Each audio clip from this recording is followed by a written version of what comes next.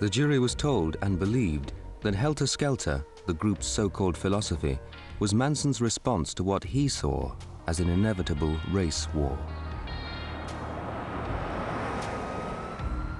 On the way down, he impressed upon us that his group was trying to find some place to be alone because the blacks were going to rise up and overwhelm the whites.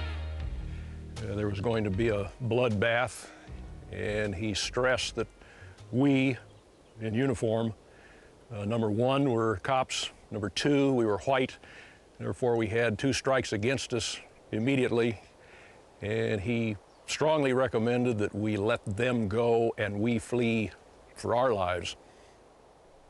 Helter skelter is what? Race war? How long has there been a race war?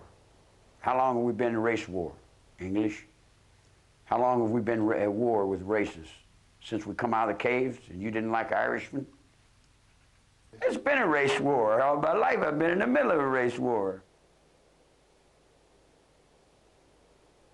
What Manson and the family wanted to do is when they saw that the blacks weren't starting the revolution, they wanted to start the revolution and blame the murders on blacks, and they wanted the murders to be so horrible that whites would get incensed and start going down into the black communities and start killing blacks in retaliation. The word pig was printed in blood on the front door of the Tate residence, and the words "death to pigs" were printed in blood on the living room wall at the La Bianca residence. The word pig in 1969, in the 70s, it became a word used by the counterculture movement. But in 1969, pig was a word used by groups like the Black Panthers, the black activists. No more brothers in jail. In 1966, in Oakland, outside San Francisco, radical young black Americans had formed the Black Panthers to police the police. They were uniformed, disciplined, and to the amazement of American society, patrolled their neighborhoods with guns. People followed the lead of the Black Panthers, who were considered the vanguard. Most of the movement was white and middle class. And there was a lot of guilt about racism. And it was felt that black people and other minorities, they'd been living under the worst conditions in our society. And they had to resort to violence, whereas maybe white middle-class kids could often be pacifists because their lives weren't threatened in the same way. Cops would much more willingly hold a gun to the head of a minority person and be more violent toward them. The image of the Black Panthers was when they went to the legislative meetings and they had their guns because it was legal. And that image scared a lot of white America because they saw blacks with guns. Even though it was legal, it was a scary image. And Manson played into that fear by trying to blame his crimes on the Black Panthers. Any con man knows that you have to take something that has a level of credibility to it. So Manson exploited the fear of white America by blaming his crimes on blacks. As long as I can reach in your mind and control your fear because you're a coward, I'm going to play any game I can play on you all the way to the White House. And then when I take over, I'm going to laugh and say, you were a bunch of weak people. I don't see how you made it this far. John is in the basement mixing up the medicine. I'm on the pavement thinking about the government. The man in a train. In the days before Manson's arrest, a wave of bombings took place in Chicago. Responsibility was claimed by a student group called the Weathermen, who took their name from a line in a Bob Dylan song. The days of peaceful protests had ended. In the latter part of '69, the Weathermen faction declared that they'd cut all ties to civilization, that they were admirers of Charles Manson, that sticking a fork in a person's belly was something to go wow about. Wild was the word they used. And they shared with Manson the sense of the necessity to go beyond, to be as outrageous as possible. And that's why the Weathermen celebrated Charles Manson. They named Sharon Tate an enemy for no apparent reason than that Charles Manson had been complicit in murdering her. and they declared that Manson was the incarnation of this spirit of transgression, or the sense that whoever did something wild and as outrageous as possible was a comrade in arms. I just remember a magazine, I think it was called Tuesday's Child or something, and I guess they labeled the 1969 as the year of the fork, because when Pat Krenwinkel left a fork in Lino LaBianca's stomach, she wrote war on his, I believe it was his belly, the fork might have been in his chest, and when questioned on the stand why she did that, she said, this is one man who won't be sending his son to war. So the war being a big issue in the 60s with, you know, many, many people, that's probably why they chose to adopt Charlie as a, what do you call it, hero. I look back and I feel embarrassed by the enthusiasm with which I regarded the Weather Underground for a short period of time. So these are mistakes. I never did anything violent. I was never aligned with them. There were moments when you heard that maybe the Capitol had been bombed or a building had been bombed, that property had been bombed, and I was happy, and I don't regret that. That was wonderful. This is revolution, that there is absolutely no justification, and that the only thing you can say about the perpetrators of these outrages are they are typical of Hitlerian stormtroopers, and I think we've had enough of that for one lifetime. The 60s had reached its violent conclusion. On May the 4th, 1970, National Guardsmen shot 4 students dead and wounded 9 others at Kent State University, Ohio, after a university building was set on fire. By then, over 100 student strikes were in progress following America's invasion of Cambodia. The following day, there were over 1,000.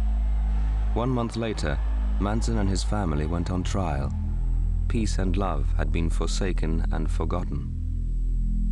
We're for real. My friends went all the way to the gas chamber, to death row, for brother, for love of brother, to stop the war, and for a lot of the causes that other people were espousing in those times.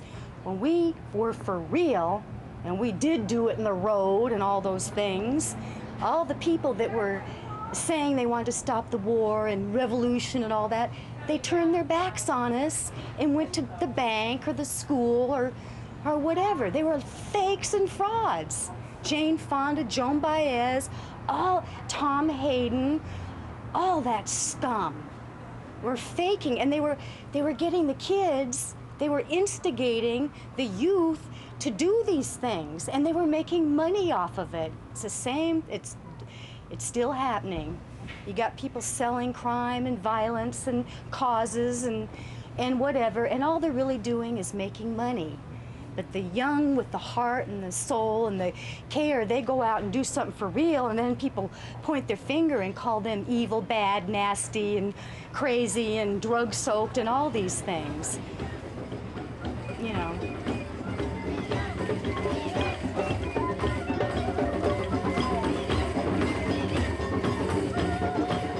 Once a year in California, hippies old and new gather at the University of Davis.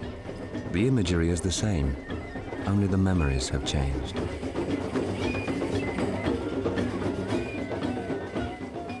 There's a T-shirt now that says, Charlie was not a surfer. And it would seem esoteric to somebody who wouldn't even know what it represents. But Manson's name became an icon, just like Woodstock. It was a generic term.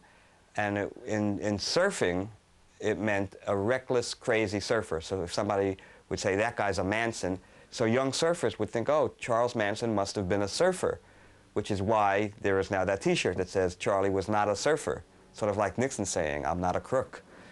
And he was not a hippie. Manson was not a hippie. He was not a hippie, he was not a surfer. He was the Frankenstein product of the American prison system and brought all their values of racism and violence out of prison with him into the society. Manson and I used to have several conversations, and he told me at the end of the trial, after the verdict of death came in, he says, you know, Bugliosi, he says, you haven't achieved anything. He says, all you've done is send me back to where I came from. And I said, well, yeah, Charlie, but as far as I know, you haven't been in the green room before. The green room is the room at San Quentin, where they have the death penalty, although he claims to have been resurrected several times. In any event, we jump ahead now, a year later. I'm driving my car, 1972. The car radio's on, and I hear that the U.S. Supreme Court had set aside the death penalty, made all of their rulings retroactive.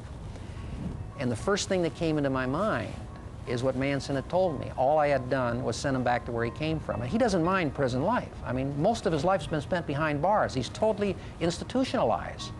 He gets out in 1967, may be responsible for 35 murders, convicted of 9, may be responsible for 35, and all we've done is send him back to where he came from. In a sense, and I hate to say this, but in a sense, Manson has beaten the rap. He's beaten the rap. So that's the first thing that I thought about what Charlie told me. He says, you haven't achieved anything at all.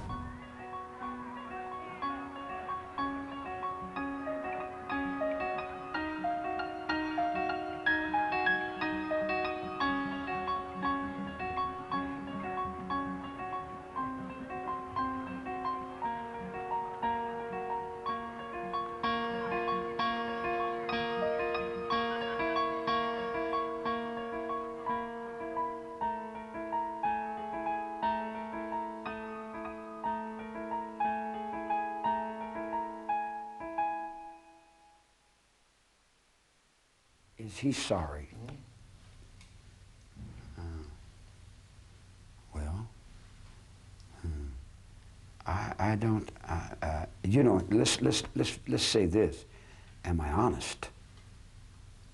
You know, I can say anything. I don't really know what sorry means. I've been sorry all my life. I was sorry I was born, is what my mother told me. I've been at the bottom of this pile as long as I can remember. Everybody's had permission to bite any part of me they want to chew up.